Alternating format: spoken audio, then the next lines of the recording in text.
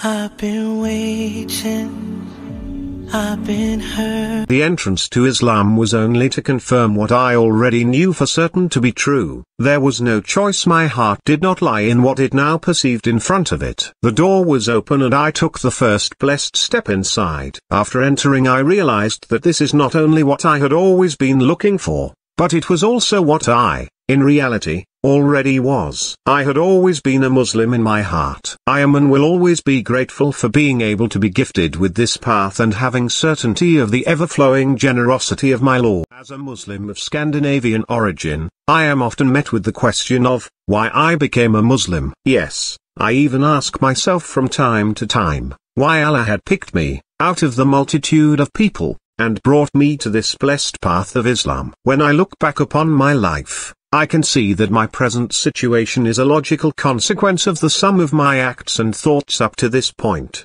but that, of course, is always the case for anybody. Thus my converting to Islam, or rather my accepting the fact that inwardly I have always been a Muslim, was inevitable. I could start my story by telling that at the age of about 16 or 17, I resigned from the Danish church. It did not satisfy me, neither intellectually nor, for that matter, spiritually, and I truly wanted to be free from any affiliation as I started on my search for answers for the big existential questions in life. For many years after this decision I was a free thinker. I did not associate myself with an established religion. I was a confirmed believer that there is a power greater than all of us, which had to be found in all and everything. I believed in the one and was uncompromising in accepting anything less than a God without partner, all-pervading, an energy unbound, without limit or name.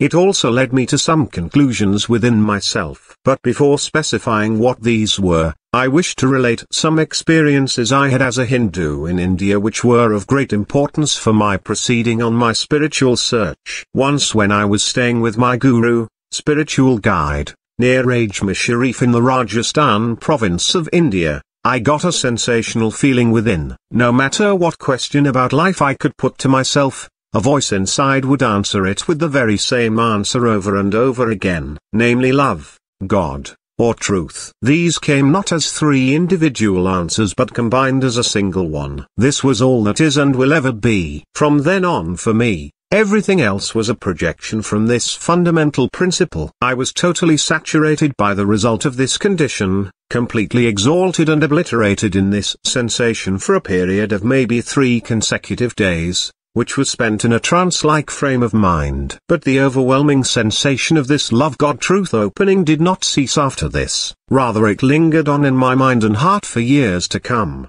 The other experience I want to relate took place again in India in the ancient city of Hampi, now mainly consisting of ruins that remind the visitor of the former days of glory and splendor. Outside Hampi, right on the top of a mountain, is a temple from which chanting can be heard constantly, flowing down and over the old city. Together with a group of other seekers, mostly foreigners, I decided to visit that place. On a fine afternoon we set out on our journey. The first leg of the journey was to cross a river. The only way getting across was by the local ferry. This ferry, to our utter amazement, turned out to be a huge cooking pot that seated 4 passengers in very precise places not to tilt the balance in the pot. In groups of 4, spinning and whirling, we slowly crossed the river without any incident. Once we all were together on the other side, we headed up the mountain. The temple was placed right above a place where 2 gigantic slabs of rock met at an angle. At the very bottom of this angle a loudspeaker had been lowered down. As we approached, it became clear to us that the chanting we heard constantly in the old city was not as we imagined it, rows and rows of chanting monks in their constant devotion. It was only an illusion. The sound came from a recording playing on and on. After some hours of walking we found the night coming upon us and decided to stay where we were for the night,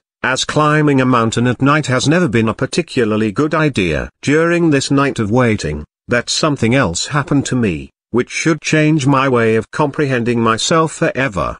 The The chanting went on through the night and it became more and more intoxicating. All of us in the group felt our hearts sore and little was said between us the entire night. The only communications were the knowing glances and reassuring smiles toward one another as the full moon became brighter and brighter. Each one of us was engulfed in some kind of meditation. At one point I went to a nearby stream to refresh myself, and while I was there by the water, it suddenly struck me that if I wanted to get closer to God, I could do it immediately. All I had to do was to surrender. This thought came as I was flat on the ground, reaching down for water. And from being a normal situation of reaching for water, this posture suddenly became my first prostration for God. I found myself for the first time head on the ground in front of the Creator, submitting to the one and only God, Allah. I had come to this experience with complete certainty of the one and only God. It further came to my heart that if this was indeed true,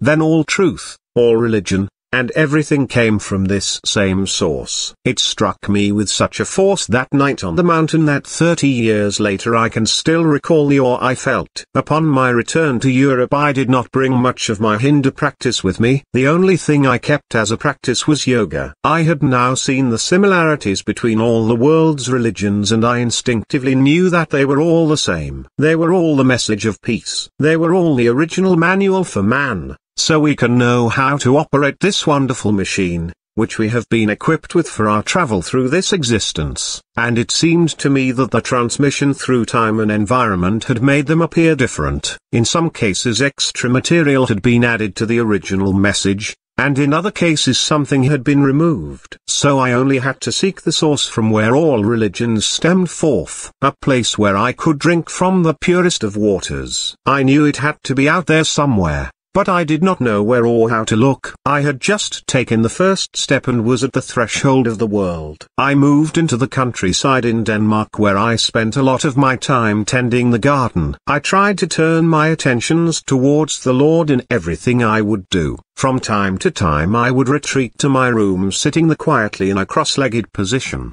praying and seeking His guidance. I was afraid of asking anybody for guidance because I knew that the world is full of crooks and conmen who could easily take me for a ride, green as I knew that I was. Therefore I just kept asking God. I would talk to God and say, if you are there, you can hear me. If you are there, you can see me. If you are there, you know my needs. I am blind, deaf, and dumb and I don't know what is good for me, and what is not. Give me a way, open a door for me, give me guidance. To my friends I would often speak about God and the eternal principle of God. And being a musician, I wrote songs about my longing for God. One day I was approached by one of my old friends whom I had not seen for years. He had become a Muslim in the meantime. We met a few times, always talking more and more about religion and subjects connected to it. He was planning a trip to the Sahara Desert to learn some things from the Tuareg tribes. He asked me to join him, as he knew that I had crossed the Sahara Desert before. I immediately agreed to come along. The desert always fascinated me. Before setting out, I made it a point to let him know that I was not the least interested in becoming a Muslim. I would not mind living among them, but I would not convert to Islam. A few days later I left my house in the countryside and went to Copenhagen to participate in the last preparations for the travel. He lived in a house along with other Muslims. I moved in with them waiting to get ready for the trip south. The first night I spent with them was in the month of May in 1982. In the deep of night I suddenly heard somebody shouting. After the initial shock I believed that this person had flipped his lid. But the others just got up quietly, started washing and preparing for prayer. I was ashamed as I had never been ashamed before. I had wanted to pray for several years, and I had prayed occasionally, but always only giving God the leftover time, when I had tended to all my personal needs and whims. And here were these guys giving him prime time,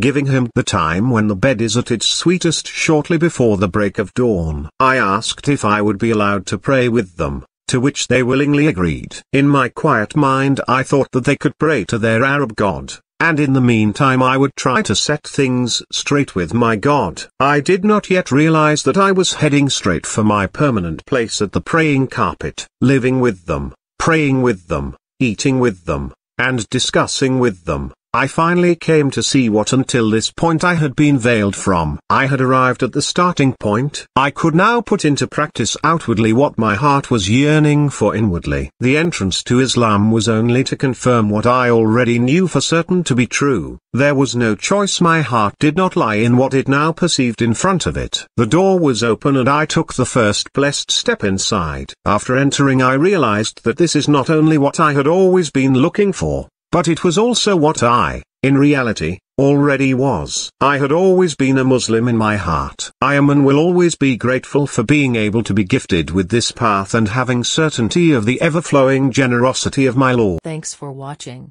Don't forget to subscribe, like, comment and share.